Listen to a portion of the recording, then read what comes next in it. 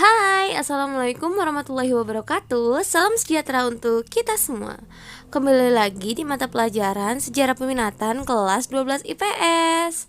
Nah, minggu lalu kita sudah membahas mengenai organisasi regional di bidang politik dan juga militer. Itu udah habis ya guys, cuman segitu dan ya segitu aja gitu kan. Sekarang kita akan bahas tentang organisasi regionalnya cuman di bidang ekonomi aja. Tapi sebelumnya buat kalian yang bertanya mengenai catatannya kapan dikumpulin? Oke, jadi catatannya nanti dikumpulin setelah selesai pembahasan organisasi regional. Jadi kita kita dirapel aja ya. Jadi biar sekaligus aja dikumpulinnya. Jadi biar nggak banyak folder juga di Google Classroom Ibu. Oke deh, jadi kita langsung aja tanpa banyak prolog ya, supaya nggak terlalu banyak panjang dan juga videonya. Jadi kita langsung aja bahas mengenai organisasi regional di bidang ekonomi. Oke teman-teman, kita akan bahas organisasi pertama, yaitu South Asian Association for Regional Cooperation. Nah, jadi ini disingkat menjadi SAARC gitu ya. Nah, namanya aja udah South ASEAN ya, atau Asia Selatan. Berarti ini negara-negara yang ada di Asia Selatan seperti India, Pakistan dan lain-lain. Nah, SARC ini berdiri pada tanggal 8 Desember tahun 1985 dengan negara pionirnya ini ada 7 ya. Ini ada Lucky Seven ya kan, asik. Ada Bangladesh, Bhutan, India, Maladewa, Nepal, Pakistan dan juga Sri Lanka. Nah, tujuan diadakannya atau didirikannya South Asian Association for Regional Cooperation ini yaitu untuk yang pertama, memperkuat kerjasama negara anggota SARC dengan negara-negara berkembang lainnya di dunia. Ya, jadi nggak hanya internal SARC tapi negara-negara berkembang dunia lainnya. Yang kedua, menyejahterakan rakyat di Asia Selatan untuk membuat kehidupannya menjadi lebih maju. Ini internal negara-negara Asia Selatan. Dan yang ketiga, mempercepat pertumbuhan ekonomi, perkembangan sosial dan budaya untuk menuju individu yang lebih bermartabat. Yang keempat, memperkuat kepercayaan diri secara kolektif di antara negara-negara di Asia Selatan. Jadi mereka itu harus percaya diri, harus pede untuk berkancah di dunia internasional. Jadi saling mendukung satu sama lain antara negara anggota. Yang kelima, memperkuat kerjasama antara negara anggota dengan forum internasional mengenai hal-hal yang sedang terjadi. Jadi kalau misalkan di forum internasional ini ada suatu isu yang harus dibahas gitu, nah ini si negara anggota SARC ini saling backup satu sama lain. Jadi saling ngebantuin satu sama lain nih. Kalau misalkan ada permasalahan di India, ya di forum internasional terus diangkat, ya negara-negara seperti Bangladesh dan lain-lain itu akan membantu India di forum internasional. Seperti itu intinya. Yang keenam, memperbesar rasa saling percaya dan tolong menolong untuk menyelesaikan suatu masalah. Dan yang ketujuh, bekerja sama dengan organisasi regional dan internasional dengan tujuan yang sama. Jadi bisa joinan dengan organisasi-organisasi lainnya.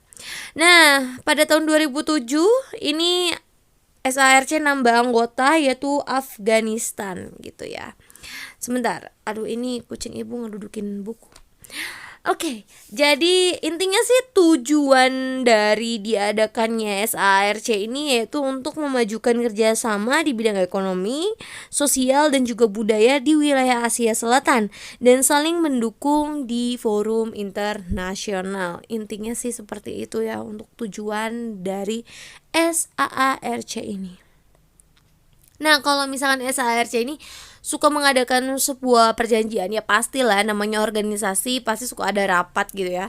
Tapi rapat skala gede gitu ya. Jadi perjanjian atau enggak konferensi kayak gitu. Nah, namanya itu adalah SAPTA. Kayak gitu, guys. Oke, yang kedua kita punya Asia Pacific Economic Cooperation atau yang disingkat dengan nama APEC. Namanya udah Asia Pasifik, berarti ini adalah organisasi ekonomi regional yang ada di kawasan Asia dan juga Pasifik. Oke, kita akan mulai ya. Jadi APEC ini Dibentuk pada tahun 1989 dan dilatar belakangi karena ditandai dengan kebutuhan pembangunan ekonomi regional akibat globalisasi sistem perdagangan. Jadi karena perdagangan ini sudah mengglobal gitu ya, dan pastinya kita ini harus terus membangun ekonomi gitu kan ya, mengupgrade dan lain sebagainya, sehingga di sini butuh yang namanya kerjasama di antara negara Asia dan juga Pasifik, intinya seperti itu. Nah, dan juga adanya perubahan berbagai situasi politik dan juga ekonomi dunia sejak pertengahan tahun 1980-an. Dan tujuan dari APEC ini yaitu yang pertama, mendorong pertumbuhan ekonomi kawasan Asia Pasifik, jadi bisa meningkatkan kesejahteraan ekonomi anggotanya. Yang kedua yaitu mendorong dan memfasilitasi kegiatan perdagangan serta investasi lebih bebas serta terbuka di wilayah Asia Pasifik. Dan yang terakhir, meningkatkan kerjasama bagi antar negara anggota pada pengembangan kapasitas ekonomi anggota.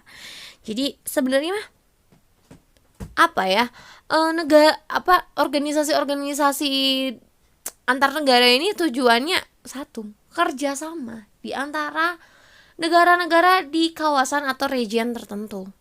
Kayak gitu sih intinya mah. Nah, APEC ini punya prinsip dalam organisasinya ya. Prinsipnya itu yang pertama ada konsensus, yaitu keputusan harus disepakati bersama dan tidak ada yang dirugikan. Jadi kalau misalkan ingin membuat sebuah keputusan, ini harus disepakati oleh 22 negara ekonomi anggota. Gitu ya, dan tidak boleh ada yang dirugikan dari ke-22 negara ini. Satu aja ada yang dirugikan, itu bisa dikaji ulang dan jadi bahan pertimbangan seperti itu. Yang kedua yaitu voluntary and non-bidding. Ini tentang kesepakatan dilakukan secara sukarela dan tidak mengikat.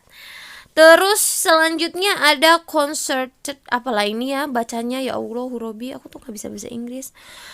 Unilateralism ya, ini yaitu keputusan dilakukan secara bersama-sama sesuai dengan kemampuan setiap negara ekonomi anggota kayak gitu. Jadi disesuaikan dengan kapasitas masing-masing negara gitu. Jadi nggak ada yang jompang lah satu sama lain. Dan yang terakhir yaitu differentiated time frame, ya itulah intinya.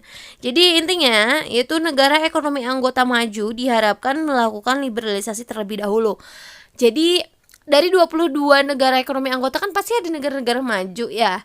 Nah, jadi si negara-negara maju ini dia tuh kayak harus start duluan untuk melakukan liberalisasi di dunia gitu secara global. Baru nanti negara-negara berflowernya atau berkembang ini akan mengikuti kayak gitu.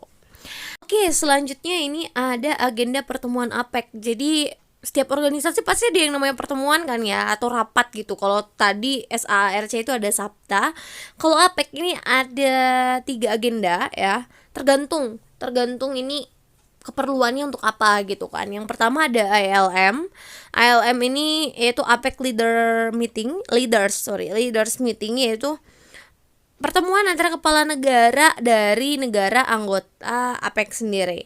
Yang kedua ada KTM, bukan kartu tanda mahasiswa tapi konferensi tingkat menteri. Dan yang ketiga ada KTT, yaitu konferensi tingkat tinggi. Nah, Indonesia ini pernah beberapa kali menjadi tuan rumah KTT APEC. Pertama kali itu tahun 1994 dan yang paling terbaru yaitu 2019. Kemarin lah pernah ada beritanya. Dan ibu yang paling ingat itu tahun 2013 itu pernah juga ketika zamannya Pak SBY, Indonesia pernah menjadi tuan rumah dari KTT APEC. Kalau saya itu waktu itu di Nusa Dua Bali gitu ya kalau nggak salah. Ya itulah, seingat ibu aja nonton berita waktu itu, waktu masih SMA waktu itu. Ya, masih seumuran kalian lah. Oke, selanjutnya ada apa lagi ya? Manfaat bergabung dengan APEC. Yang pertama harga. Jadi harga barang dan harga jasa yang ditawarkan dari atau antar negara ekonomi anggota APEC ini lebih murah dibanding harus dijual ke yang lainnya gitu kan. Jadi ya harganya miring lah ya gitu, nggak miring-miring banget sih, tetap aja mahal gitu. Cuman maksudnya dibanding negara lain beli, misalkan ada yang mau beli ke Indonesia tapi dia bukan negara APEC gitu kan, ya lebih mahal ini kayak gitu. Kalau negara sama negara anggota bisa lah nego dikit gitu ya, cincai. Yang kedua, kesempatan kerja. Jadi karena adanya kerja sama ini jadi bisa menciptakan lapangan pekerjaan di antara negara anggota APEC itu sendiri gitu. Jadi kalau negara yang sering buka lowongan kerja itu negara Jepang. Nggak tahu karena memang ibu timeline Facebooknya wibu gitu ya, jadi kayak banyak banget lowongan kerjaan itu di Jepang gitu. Jadi banyak orang, perusahaan-perusahaan Jepang tuh nyari tenaga kerja Indonesia gitu. Yang ketiga, perdagangan bebas. Yang keempat, membuka pasar. Yang kelima, peningkatan ekspor dan juga impor. Dan yang keenam, forum diskusi. Jadi intinya bisa sharing satu sama lain antar negara ekonomi anggota kayak gitu. Kita lanjutkan. Ini ada 22 negara ekonomi anggota APEC. Sebentar, ada motor. Nah, yang pertama ada Australia, Kanada, Indonesia, Brunei, Korea Selatan, Jepang, Malaysia, Selandia Baru, Singapura, Filipina, Mongolia, Amerika Serikat, Thailand, Hong Kong, Republik Tiongkok. Terus ada RRC, Meksiko, Chili, Papua New Guinea, Peru, Rusia, dan juga Vietnam. Kayak gitu ya. Jadi 22 negara ini dan tahun-tahun mereka ketika bergabung. Oke ya, ini ada negara ekonomi anggota. Oh ya, untuk di APEC sendiri julukannya bukan negara anggota tapi negara ekonomi anggota. Karena APEC sendiri itu melakukan kerjasama perdagangan, investasi dan bersifat non politis. Jadi nggak ada nih berbau-bau politik gitu ya di APEC ini. Karena memang sebenarnya ini ada beberapa negara yang sebenarnya mempunyai konflik politik. Salah satunya adalah Hong Kong dengan Republik Tiongkok gitu ya. Nah intinya APEC ini nggak ada hubungan politik gitu. Kalau ekonomi ya ekonomi aja, politiknya nggak usah dibawa-bawa di APEC, intinya seperti itu. Jadi for your information, ini separuh perdagangan dunia ini berasal dari APEC atau ada di APEC gitu ya. Karena produk domestik bruto dunia itu sekitar 30 triliun dolar Amerika. Dan hampir setengahnya, nggak hampir, lebih dari setengahnya, itu sekitar 18 triliun dolar Amerika berasal dari APEC. Jadi berasal dari negara-negara anggota APEC ini sendiri. Jelas aja karena dari 22 negara ini ada 5 negara yang bisa dikatakan 5 negara dengan kekuatan ekonomi terbesar di dunia. Bisa tebak negara apa aja? Kalau kita lihat dari listnya pasti Amerika Serikat masuk dong ya, jelas. Yang kedua ini ada Kanada, terus ada juga Meksiko, dan kalau dari Asianya ini ada Indonesia ya. Ngimpi ya, tapi semoga Indonesia bisa menjadi negara ekonomi terbesar di dunia, harus bisa. Oke, jadi yang keempat ini di Asia diwakili oleh Jepang dan juga Tiongkok. RRC, maksudnya nggak RRC ya, tapi RRT guys, karena sebenarnya orang-orang di Tiongkok sana tuh lebih senang dibilang orang Tiongkok ketimbang orang Cina gitu ya. Jadi namanya juga RRT, Republik Rakyat Tiongkok. Pasti beda dengan Republik Tiongkok. Namanya sudah beda, Republik Tiongkok, Republik Rakyat Tiongkok, beda. R-nya 2 kalau yang nomor 16. Gitu ya. Jadi ada 5 negara dengan kekuatan ekonomi terbesar di dunia kayak gitu. Dan memang APEC ini kontribusinya atau eksistensinya di dunia itu sangat amat besar guys. Jadi nggak kalah saing lah ya. Oke guys, jadi untuk pertemuan hari ini cukup sekian. Kita 2 organisasi aja dulu ya karena udah panjang. Karena bukan baca juga di saran-saran kalian kalau bisa jangan lebih dari 20 menitan gitu deh. Pokoknya banyak yang request kayak gitu. Jadi kayaknya 15 menit cukup ya untuk ngebahas. Takutnya kalian pusing juga materinya kebanyakan. Jadi kita cukup 2 organisasi aja dulu. Sisanya kita bahas nanti gitu ya. Untuk hari ini mungkin gak ada forum diskusi kali ya, karena ibu sendiri hari ini jujur karena juga kalian ada yang ke sekolah ya kemarin. Nah ibu juga harus ngebagiin kartu kuota internet. kuota belajar tapi ya. Nah jadi harus bagiin itu, takut nggak fokus, nggak bagiin itu aja nggak fokus ngajar 5 gitu ya. Ya jadi depending dulu pertanyaannya, atau mungkin bisa personal chat aja kali ya kalau mau nanya. Ibu terbuka banget sampai jam 8 malam, jangan lupa personal chatnya. Jadi bisa tanya aja langsung kalau ada apa-apa gitu ya. Kalau gitu cukup sekian aja ya, supaya nggak terlalu panjang dan kuota kalian nggak habis juga. Itu kuota belajar bisa diganti kan jadi kuota reguler ya, kayak ada cheat-cheatnya gitu ya, diganti aja biar bisa dengerin suara ibu terus. Asik, mantap jiwa. Oke deh, terima kasih, gitu aja untuk hari ini. Akhir kata, wabillahi taufiq wal hidayah. Wassalamualaikum warahmatullahi wabarakatuh. Bye bye.